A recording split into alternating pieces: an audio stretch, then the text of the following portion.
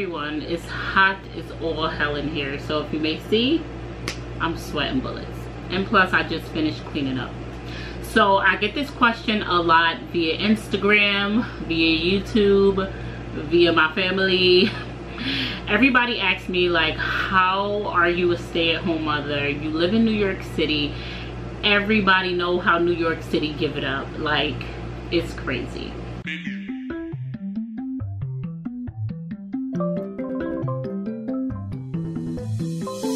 FMAK is the squad. Got our mommy going hard. We love our father, we love God. Can't believe we made it this far. We on YouTube going hard. Can't nobody judge us but God. Can't nobody judge us but God. Can't nobody judge us but God. FMAK is the squad. Got our mommy going hard. Love our father, we love God. Can't believe we made it this far. Can't believe we made it this far. Can't believe we made it this far. So they're just like, how do you do it? Like, how do you manage? How are you surviving? How are you not homeless?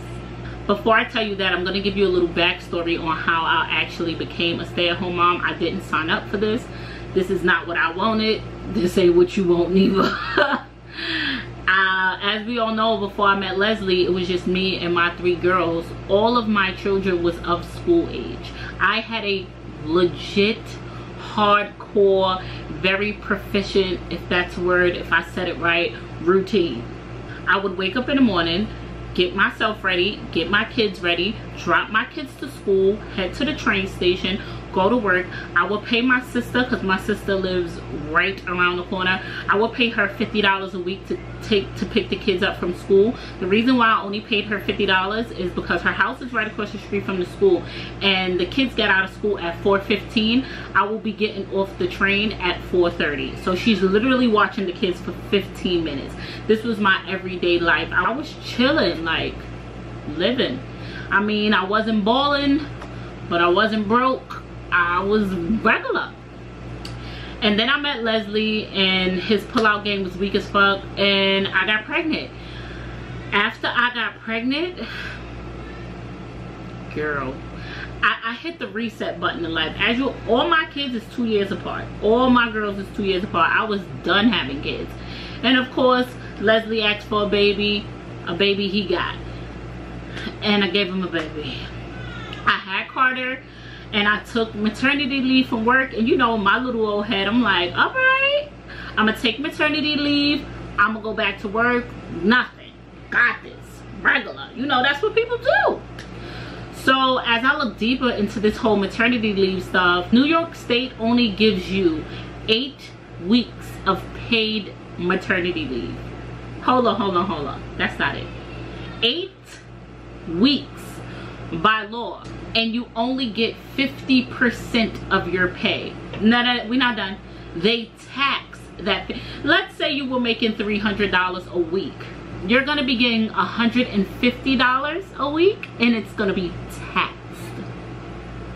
Okay? All right. So for 8 weeks, I did that. I was just like, okay, I need some coins. I have to go back to work. So unfortunately, when I was pregnant with Carter, I developed really bad carpal tunnel syndrome. Like, y'all don't understand how bad it was. I had to wear a brace during my pregnancy. Like, I would sit up at night and cry. It was so bad, I would cry. And my carpal tunnel didn't end there. So after my 8-week maternity leave was up, I ended up getting on short-term disability. You can receive short-term disability up until 52 weeks. And with short-term disability, the maximum you can get paid is $170 a week. That is the most you can get paid. I was on short-term disability after my 8 weeks for 3 months, and I went back to work when Carter was 5 months. I guess in my mind, I thought like, okay, life is just gonna get back to normal. It's gonna be a little bit different because I have a baby, but I got this. No, it was no more me waking up in the morning for work, getting me together, getting myself together, taking the kids from school, picking up. No, that wasn't life, because now I had a baby. Who knew one little old human can flip things upside down? So I couldn't go to work in the morning because there was no one available to watch the baby in the morning. I couldn't work in the afternoon because Leslie works in the afternoon. I ended up taking a night shift. My overnight shift was 11 p.m. to 7 a.m. Leslie got off at 12 a.m. He didn't get home till 1. Then I had to leave out at 10. So I had to hire a babysitter 4 hours to watch the kids. This is where life became unmanageable. This is where I don't know what the hell I was thinking. First things first, who told me I could work an overnight shift? I don't know if you work overnights or you know someone who works overnights.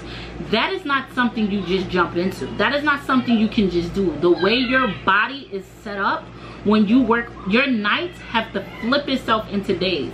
And remember, if you're working all night, you still got to deal with the baby and the kids all day. So when do you actually get the chance to sleep? That's just number one. I was going nuts. My body was breaking down. I felt as though I was dying. I got 1 hour of sleep per day. I was a zombie. I felt like I couldn't do this, right? So that was just the mental part of it. Financially, it made absolutely no sense. Let me tell you how. I was only getting paid $16 an hour. After taxes, my check was like $480 something. I had to pay the person $150 to watch Carter for the 4 hours. Then I had to buy my Metro card. Then I would have to buy food. It was just so much financially, it didn't make sense. Like, I was a volunteer. I wasn't an employee because I wasn't making no money. It made no sense. I was literally working to pay my babysitter and car fare. I may have $50 extra to my name once I got fit. Like, it didn't make sense. So I was like, you know what? I'm independent. I'm gonna do it. Going crazy. When I tell y'all I was going crazy, that wasn't even the worst of it. Because I was working overnight, I used to get off at 7 a.m. I worked in Manhattan. I didn't get home till about 8:30 a.m. The kids had to be to school for 7:15, meaning it would be Leslie's responsibility to get the girls up, get the girls dressed. Daddies can't do what we do. They can't. My girls, it wasn't okay. Leslie's not a morning person. He couldn't get up in time. The kids was always getting to school late. I would make sure the kids' hair is braided so he wouldn't have to worry about doing hair or nothing like that. I would sit their clothes out so all they had to do was put it on. But yeah, we're parents here. As good as that sound, we know it's not gonna go that way when we wake our kids up in the morning. And I'm that mom. I have snack packed, hair done, clothes out, toothbrush, washcloth waiting. All you have to do is X, Y, and Z and walk out the door. Let's be honest. How smooth does the mornings go? Like, somebody head hurt, stomach hurt, they're dying, they can't go to school, they can't make it, my shoe don't fit, my shoe's too tight, I don't like my shirt, this guy. It was always an issue, and Leslie wasn't capable of handling it. So the kids were starting to go to school late. Like, the whole overall situation, between me being a volunteer because I wasn't making no money, and the chaos with the kids' school, and me running off an hour of sleep a day, I was having a mental breakdown. One day I got to work and sat there and just started crying. Just crying. Like, I can't do this. I can't take this. Why is this happening to me? And Leslie said, babe, quit your job and come be home with the baby. I said, you're bugging. How? He said, listen, the money you bringing in, I'm gonna pick up a few extra shifts, I'm gonna work, and I'm gonna bring in that income. Stay home with the kids. Father God, I don't think men compute things like, because I think men look at life like, I mean, what you talking about? Car note, rent, cell phone bills, we good, right? Did you not include toiletries, laundry, gas, food, everything the kids need, snacks, trips? Every 2 days your kids want for something, somebody has a holy shirt, holy pants, you gotta constantly buy panties, socks, underwear. Like, it's not about just paying rent and living life. Life doesn't work like that, especially not for me. So you know what I did? I still worked I went to work for 3 days straight crying.